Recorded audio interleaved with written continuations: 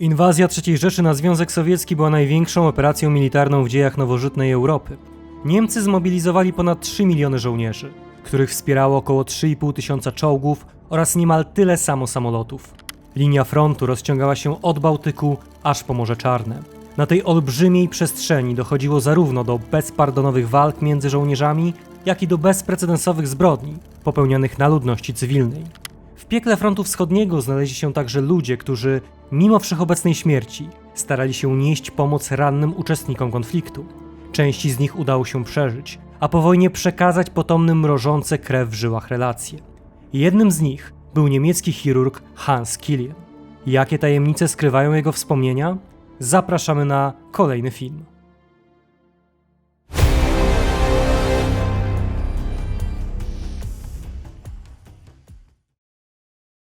Partnerem filmu jest wydawnictwo Znak Horyzont. Partnerem kanału jest sklep Militaria.pl, gdzie trwa właśnie zimowa wyprzedaż. Serdecznie polecamy. Mecenasem dzisiejszego odcinka jest pan Tomasz Sadurski. Zamiast budzących się do życia odgłosów lata, czerwcowy świt został brutalnie przerwany warkotem tysięcy silników i hukiem artyleryjskich dział. 22 czerwca 1941 roku ponad 3 miliony żołnierzy III Rzeszy i jej sojuszników rozpoczęły wojnę z komunistycznym imperium Józefa Stalina. Operacja, która w zamyśle Hitlera miała potrwać zaledwie kilka tygodni, przerodziła się w kilkuletni konflikt na wyniszczenie, przynoszący milionom ludzi cierpienie, śmierć i kalectwo. Początkowo jednak wszystko wskazywało na powodzenie niemieckiego blitzkriegu. Czołgi Wehrmachtu wdzierały się gościńcami w sowieckie pola, a samoloty Luftwaffe przecinały błękitne niebo. Niemieckie wojska parły naprzód z oszałamiającą siłą, niosąc triumf i zagładę. W pierwszych tygodniach wojny całe oddziały Armii Czerwonej znikały z map, a setki tysięcy żołnierzy trafiały do niewoli, często bez żadnych nadziei na przeżycie. Wzięci do niewoli Sowieci przedstawiali obraz skrajnego upodlenia. Hans Killian, wysłany na front wraz z rozpoczęciem operacji, zapamiętał jeden z takich marszów. Stado, nie ma na to lepszego słowa, liczy 20 tysięcy ludzi. Są to żołnierze z ostatniego kotła. Ziemisto-brunatna masa ludzka zbliża się ku nam wąską drogą między brzozami a lchami. Jeńcy maszerują z prędkością 2 km na godzinę, milczący i otępiali, bezwolni jak zwierzęta. Czasami słychać krzyki jednego ze strażników, tu i tam rozlega się strzał ostrzegawczy, przywracający porządek w gromadzie. Na 20 tysięcy jeńców wystarczy 8 strażników. Nikt nie ucieka, a wszyscy trzymają się razem. Ta straszna kolumna chwiejnych postaci w różnym wieku przechodzi obok nas. Jedni są ostrzyżeni na łyso i pozbawieni nakrycia głowy. Inni noszą filcowe czapki z nausznikami. Większość ma na sobie tylko mundury, nieliczni, długie rosyjskie płaszcze wojskowe. Wszyscy są bez broni. Widać też starców z długimi brodami. Los sowieckich jeńców wojennych był w większości przypadków tragiczny. Pozbawieni ochrony konwencji genewskiej masowo ginęli z głodu, chorób i wycieńczenia w obozach jenieckich i koncentracyjnych. Byli ofiarami skrajnie brutalnego systemu, w którym ludzkie życie nie miało żadnej wartości. Eksploatowani do granic możliwości, pozbawieni niezbędnych do przeżycia racji żywnościowych, umierali w męczarniach, nierzadko ku uciesze sadystycznych SS-manów. Sowieckim jeńcom wojennym odmówiono jakichkolwiek praw. Najbardziej jaskrawym tego przykładem było poddawanie ich makabrycznym eksperymentom. To właśnie oni, wespół z Polakami, stali się ofiarami pierwszego masowego mordu przy użyciu cyklonu B na terenie KL Auschwitz. Wróćmy jednak na front wschodni, gdzie odbywał się wielopłaszczyznowy dramat. Wojna niemiecko-sowiecka to nie tylko konfrontacja militarna, ale również przestrzeń, w której dochodziło do rozmaitych zbrodni. Za oddziałami regularnego wojska postępowali funkcjonariusze Einsatzgruppen, owi specjaliści od spraw zagłady, odpowiedzialni wcześniej m.in. za likwidację polskiej inteligencji, zostali tym razem podzieleni na 4 komanda liczące łącznie 3,5 tysiąca funkcjonariuszy. Otrzymawszy dyrektywy od szefa Urzędu Bezpieczeństwa Rzeszy, Reinharda Heydricha, niezwłocznie przystąpili do swojego krwawego rzemiosła. Jego ofiarą padali przede wszystkim Żydzi, których niezupełnie słusznie uznawano za miejscową elitę. Szacuje się, że do końca 1941 roku zamordowano ponad 500 000 Żydów. Taka skala byłaby niemożliwa do osiągnięcia, gdyby nie zaangażowanie miejscowej ludności, wśród której prym wiedli Ukraińcy. Wielowiekowe uprzedzenia i stereotypy przerodziły się w niczym nieskrępowaną nienawiść, która przyczyniła się do śmierci setek tysięcy mężczyzn, kobiet i dzieci. Skala okazała się za duża nawet dla decydentów III Rzeszy, którzy postanowili realizować dalsze ludobójstwo w bardziej sterylnych warunkach, jakie miały zagwarantować nowoczesne obozy zagłady. Zanim do tego doszło, jesienią 1941 roku niemiecka machina wojenna zaczęła tracić swój impet. Front zatrzymał się pod Moskwą, a na niekorzyść Niemców zaczęły grać czynniki geopolityczne. Po pierwsze, w listopadzie 1941 roku Cesarstwo Japonii ostatecznie zrezygnowało z ataku na Związek Sowiecki, co umożliwiło Stalinowi przerzucenie dobrze wyszkolonych dywizji syberyjskich na front europejski. W grudniu 1941 roku Tokio przystąpiło do ataku na amerykańską bazę Pearl Harbor, a Berlin z podziwu godną wiernością nie odstąpił Japończyków i również wypowiedział wojnę Stanom Zjednoczonym. Od tego momentu alianci zaczęli udzielać Związkowi Sowieckiemu znaczącej pomocy materialnej, co umożliwiło Stalinowi reorganizację Armii Czerwonej. Hans Killian nie szczędził zresztą gorzkich słów na temat trudnej sytuacji niemieckiego wojska, a co za tym idzie, problemów w szpitalach polowych. Na froncie sytuacja wygląda kiepsko, sowiecka artyleria bije nieprzerwanie w nasze bardzo cienkie, pełne luk linie. Niektóre dywizje trzymają odcinki długości 60, a nawet 80 km. Iwanowi udają się lokalne wyłomy w linii frontu, a błoto na drogach utrudnia przerzut rezerw. Nasz szpital w Mołwoticach znajduje się w krytycznej sytuacji z powodu przepełnienia i bliskości frontu. Przy każdym wybuchu dźwięczą szyby w oknach sali operacyjnej. Ściany drżą, czasami odpada z nich tynk, spawiając nas tumanami pyłu. Trwa to całymi dniami. Liczba rannych stale się powiększa.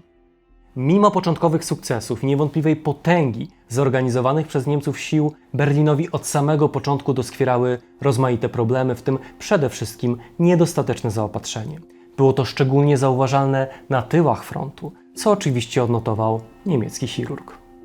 Ze względu na wymagania Blitzkriegu przed rozpoczęciem ofensywy wszelkie cięższe urządzenia, w tym aparaty rentgenowskie, nakazano zostawić na tyłach, wspominał Hans Killian. Przykre zaskoczenie, przecież wcześniej chwalono się, że nasi ranni mają zapewniony dostęp do najlepszego wyposażenia. W wielu szpitalach chirurdzy nie są w stanie w zgodzie z regułami sztuki nastawić złamań postrzałowych ani podjąć leczenia. Wynika to z braku drutów Kirchnera. Chirurdzy są zrozpaczeni i wściekli. Muszą nastawiać złamania ręcznie jak w dawnych wiekach, a więc gipsować złamanie z ukośnie ułożonymi fragmentami kości i w tym stanie odsyłać rannych do kraju. Oczywiście wraz z kolejnymi miesiącami wojny niemieckie wojsko stopniowo ulegało modernizacji, a na front zaczęły trafiać oddziały lepiej wyposażone i przede wszystkim lepiej przygotowane do surowych warunków panujących w Rosji. Warunków, z którymi musieli mierzyć się nie tylko Niemcy, lecz także żołnierze innych narodowości. Zgodnie z układami sojuszniczymi u boku Niemców walczyły oddziały węgierskie, rumuńskie oraz włoskie. Pod niemieckimi rozkazami znaleźli się jednak również ochotnicy z innych krajów Europy, m.in. z Holandii, Danii, Francji czy Norwegii. Jedną z najbardziej interesujących formacji była bez wątpienia 250. Hiszpańska Dywizja Ochotnicza, powszechnie znana jako Błękitna Dywizja. Przez jej szeregi przewinęło się łącznie około 45 000 żołnierzy, co nie uszło uwadze niemieckiego chirurga, który w następujących słowach nakreślił charakterystykę Hiszpanów. Błękitna dywizja składa się z twardych, doświadczonych wyg żołnierskich. Nie walczą oni za pomocą karabinu maszynowego czy zwykłego karabinu, nie czekają na swoją artylerię, pozwalają Rosjanom podejść bliżej, rzucają granaty w nacierające chmary, a potem wybiegają z okopów z obnażonymi nożami i maczetami, przebijają nimi Rosjan albo podrzynają im gardła. Poza tym sprzedają wszystko, co da się oderwać czy odkręcić, a żadna kobieta nie może w ich pobliżu czuć się bezpiecznie. Sama relacja jest jednak zbyt fragmentaryczna, by na jej podstawie stworzyć obiektywny obraz hiszpańskich żołnierzy. W relacji chirurga jawią się oni niemalże jako barbarzyńcy. Faktem pozostaje, że w realiach frontu wschodniego pewnego rodzaju zachowania faktycznie mogły mieć miejsce. Choć Hiszpania nie była formalnym sojusznikiem III Rzeszy, ochotników dywizji niewątpliwie przenikała silna ideologia antykomunistyczna, w wielu przypadkach przybierająca formę fanatyzmu, który sprzyjał skrajnie gwałtownym postawom i działaniom. Hiszpanie zapisali się jednak bardzo pozytywnie w pamięci Polaków, z którymi zetknęli się na terenie Wileńszczyzny, Grodzieńszczyzny i Suwalszczyzny, na które to tereny dotarli koleją, by później włączyć się w działania na froncie wschodnim. Polacy zapamiętali, że Hiszpanie byli zdyscyplinowani, bardzo uprzejmi i przede wszystkim uczestniczyli w nabożeństwach katolickich, co dla Polaków było oczywiście bardzo ważne, szczególnie w tym tyglu kulturowym, który funkcjonował na kresach dawnej Rzeczypospolitej. Szlak bojowy Hiszpanów prowadził następnie przez północne obszary Związku Sowieckiego. Żołnierze Błękitnej Dywizji Brali udział m.in. w blokadzie Leningradu, gdzie prowadzili regularne walki z Armią Czerwoną. Ich zaangażowanie było znaczne, a straty sięgnęły około 5000 poległych i rannych, co stanowiło ponad 10% wszystkich żołnierzy, którzy przewinęli się przez szeregi dywizji. W wyniku nacisków międzynarodowych jesienią 1943 roku Hiszpania ogłosiła pełną neutralność i wycofała żołnierzy Błękitnej Dywizji z frontu. Niektórzy z żołnierzy postanowili jednak pozostać na niemieckiej służbie i dalej walczyć z Sowietami, tym razem w tzw. Błękitnym Legionie. Największe nawet poświęcenie nie mogło sprostać sowieckiemu zacofaniu, które utrudniało mobilność nawet najlepiej wyszkolonych jednostek. Największą zmorą Blitzkriegu okazał się brak odpowiedniej nawierzchni, zastępowany najpierw przez błoto, a później przez siarczysty mróz, który z jednej strony pozwalał na częściową mobilność, lecz z drugiej strony był absolutnie druzgocący dla wojska nieodpowiednio wyposażonego. Żołnierze nie mają nic na sobie poza przetartymi letnimi ubraniami. Najwidoczniej nasze mądre dowództwo uważało wojnę z Rosją za spacerek, który zakończy się najpóźniej jesienią. Panowie generałowie nie wzięli w swoich rachubach pod uwagę kampanii zimowej i nie wyposażyli naszych armii na wypadek rosyjskiej zimy. Gdy o tym myślimy, ogarnia nas ponura wściekłość. Tam na górze nie wiedzą albo ignorują to, że organizm ludzki ma granice wytrzymałości, a nasi żołnierze spełniają swój obowiązek w milczeniu i z zaciśniętymi zębami. Siedzą w swoich cienkich ubraniach w jamach wykopanych przez siebie w śniegu i marzną okrutnie. Jedzenie, które dociera na front, jest zupełnie zimne. Chleb tak zamrożony, że nie da się go ugryźć. Żołnierze muszą go rozbijać i ogrzewać odłupane kawałki w kieszeniach. Wielu nie trawi tego zlodowaciałego pożywienia, które rujnuje im śluzówkę żołądka. Odmrożone kończyny obumierają, a banalne rany prowadzą do białej śmierci. Rację miał ten, który powiedział, że Rosja zawsze gra z przewagą jednego zawodnika, którym jest nikt inny, tylko generał Mróz. O ile nasza wiedza dzisiaj na temat odmrożeń jest dużo bardziej bogata, o tyle 80 lat temu odmrożenia stanowiły nie lada zagadkę, zarówno dla lekarzy, jak i tym bardziej pacjentów. Często zdarzało się, że śnieg sypał się do cholewek żołnierzy, w środku topniał, a następnie zamarzał, tworząc lodowy blok. Wielu pogrążonych w gorączce żołnierzy zgłaszało się do lekarzy z takim problemem. Nogi zazwyczaj były stracone i wymagały amputacji. Niemiecki chirurg odnotował, że w okresie od 12 grudnia 1941 roku do 13 stycznia 1942 roku zarejestrowano aż 2993 przypadki odmrożeń pierwszego stopnia, 8532 drugiego stopnia i 849 trzeciego stopnia, co daje łącznie 12 374 przypadki. W tym czasie Sowieci coraz częściej dysponowali specjalnym ocieplanym umundurowaniem, które było przygotowane w jasnych barwach, przez co żołnierze Armii Czerwonej pozostawali niemalże niewidoczni w śnieżnych zaspach. Zanim podobne wyposażenie dotarło do żołnierzy Wehrmachtu, Niemcy malowali czołgi kredą, aby zakamuflować swoje pojazdy, a żołnierze okrywali się prześcieradłami, o ile oczywiście byli zdolni do służby. Kalectwo głęboko dotykało niemieckiego chirurga. Paradoksalnie wraz z upływem kolejnych tygodni wojny nie przyzwyczaił się on do cierpienia młodych żołnierzy. Wręcz przeciwnie, narastał w nim gniew związany z trudnym zadaniem, które musiał wykonywać. Owładnął mną głęboki wstręt, wspominał Kilian. Nagle czuję nienawiść do mojego zawodu, nienawidzę go z całego serca. Dlaczego? Pytam sam siebie z goryczą, gruchoczy się wszystkie zdrowe kończyny i robi młodych ludzi kalekami. Czy takie tragedie przyniosą rozwiązanie sporu ideologicznego albo trudnej sytuacji jakiegokolwiek narodu? Na pewno nie. Na kartach pamiętnika Hansa Kiliena pojawia się jeszcze jeden wątek, który z pewnością zwróci uwagę każdego polskiego czytelnika, a kwestią tą jest zamordowanie przez Sowietów polskich oficerów w Katyniu. Samo wydarzenie wstrząsnęło opinią publiczną, przyczyniło się do zerwania relacji polsko-sowieckich oraz stało się pożywką dla niemieckiej propagandy. Abstrahując od tych mniej chlubnych konsekwencji, warto jednak zauważyć, że niemieccy lekarze nie tylko przeprowadzili profesjonalną ekshumację, ale dopuścili do niej również Polaków. Ciała pomordowanych oficerów poddano dokładnej weryfikacji, co pozwoliło na poinformowanie rodzin o losach ich zaginionych bliskich. Choć Kilian nie miał z Polakami żadnych osobistych związków ani kontaktów, głęboko wstrząsnęła go skala zbrodni dokonanej przez Sowietów.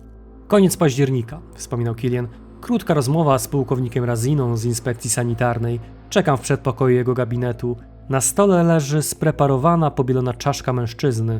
W potylicy widać otwór. Obok na kolorowej wstążce ciężki złoty order.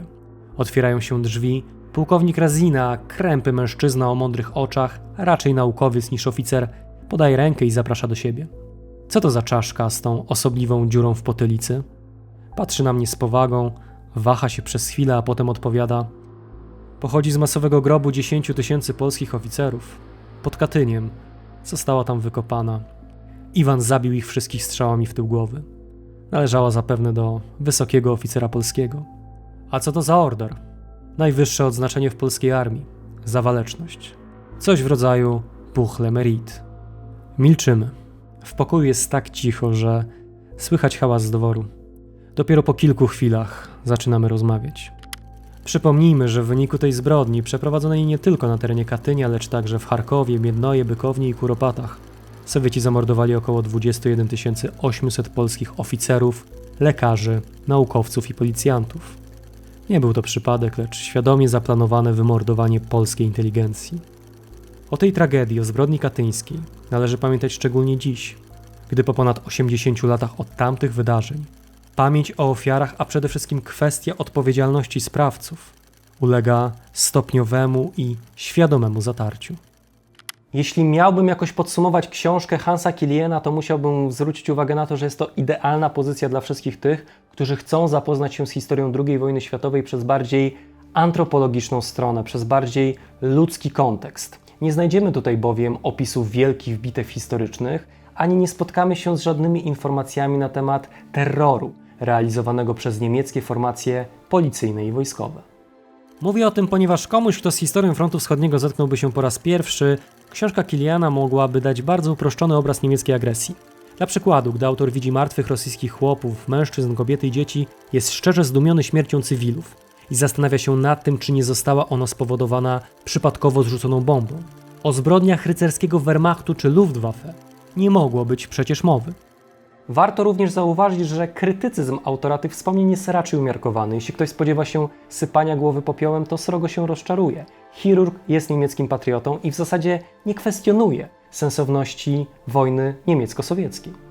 W prywatnych rozmowach podkreśla jednak, że Führer i jego najbliższe otoczenie popełnili błąd, rozpoczynając wojnę na dwa fronty, aczkolwiek w okresie, w którym wypowiadał on owe słowa, czyli na przełomie 1942 i 1943 roku, opinia taka nie była niczym wyjątkowym. Pojawia się również pytanie, na ile Kilian był wygadany w trakcie wojny, a na ile podrasował swoje wspomnienia przed pierwszym wydaniem książki, co nastąpiło w 1964 roku. Jej charakter jest przy okazji bardzo specjalistyczny. Tytuł, który znajduje się na okładce, nie został umieszczony na wyrost. Na blisko 400 stronach poznajemy od kuchni wojenne rzemiosło niemieckiego chirurga, który opisuje nam rozmaite operacje, począwszy od prostych zabiegów, przez liczne amputacje i walkę ze skutkami tyfusu wśród żołnierzy. A wszystko to w atmosferze sporów ambicjonalnych między niektórymi lekarzami. Na sam koniec podkreślę jednak, że wspomnienia Hansa Kiliena, które ukazały się nakładem wydawnictwa Znak Horyzont, są naprawdę książką wartą uwagi. Serdecznie zachęcam Państwa do tego, abyście na własną rękę zapoznali się z jej treścią. A póki co bardzo dziękuję za uwagę i do zobaczenia w kolejnym odcinku. Patronami kanału są Małgosia Drązikowska, Krzysztof Szczygieł, Kuba Szafrański, Hubert Kędziorek, Adrian Giersz, Tomasz Sadurski, Katarzyna Rusnak, Krystian Dziarek, Radosław Kuśmierz, Damian Stasik, Damian Dziedzic, Julie Clark, Łukasz Papież, Urszula Babiuch, Paweł Łabno, Ewa Ogrodnik, Marcin Hatys, Kamil Kubów, Dariusz Stelmaczonek, Adrian Flor, Paweł Smoliński, Piotr Kośmider i Hubert Walas.